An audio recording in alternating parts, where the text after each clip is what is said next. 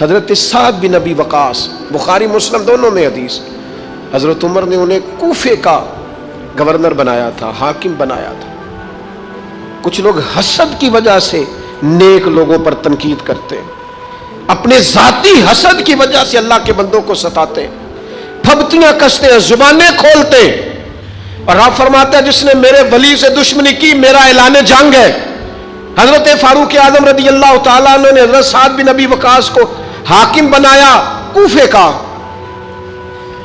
تو کچھ لوگوں نے شکایتیں کی، تو حضرت عمر نے کہا جاؤ پتہ کرو جا کے، معلومات کی، تو ہر بندہ کہنے لگا اتنا اعلیٰ تو بندہ ہو ہی نہیں سکتا جتنے حضرت سعد بن ابی وقاص ہے۔ ایک بندہ کھڑا ہوا، صرف ایک، وہ کہنے لگا نہ تو یہ جہاد میں جاتے ہیں، نہ مال غنیمت صحیح تقسیم کرتے ہیں، نہ یہ عدل و انصاف کرتے ہیں۔ 3 شکایتیں اس نے لگائیں۔ حضرت سعد بن ابی وقاص چونکہ زندگی ساری محنت کی تھی، جہاد کیا تھا، ساری زندگی انصاف میں گزاری تھی، دل ٹوٹ گیا، اللہ کی بارگاہ میں عرض کرنے لگے مالک اگر یہ ریاکاری کے لیے کہہ رہا ہے نا، یہ باتیں جھوٹ بول رہا ہے، تو پھر اس نے 3 الزام لگائے ہیں، تو میں 3 دعائیں کرتا ہوں، اس بندے کی عمر لمبی کر دے، اس کا فاقہ بڑھا دے، اور اسے فتنوں میں مبتلا کرنا میرے مالک۔ یہ دعا نکلی حضرت سعد بن ابی وقاص کی زبان سے۔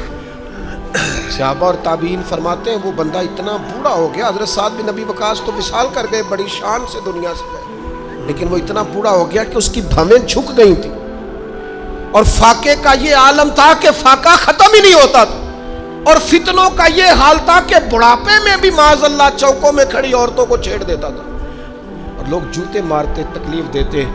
باز کیوں نہیں آتا، تجھے شرم کیوں نہیں آتی؟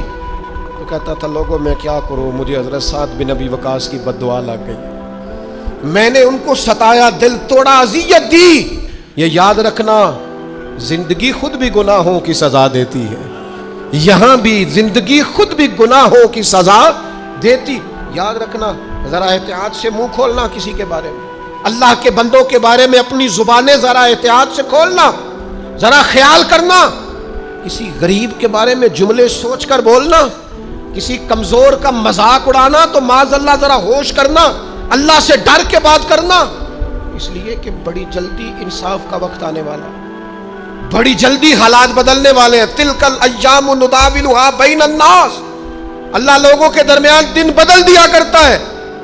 پھر لوگوں کو جگہ نہیں ملتی چھپنے کی، رخ چھپانے کی۔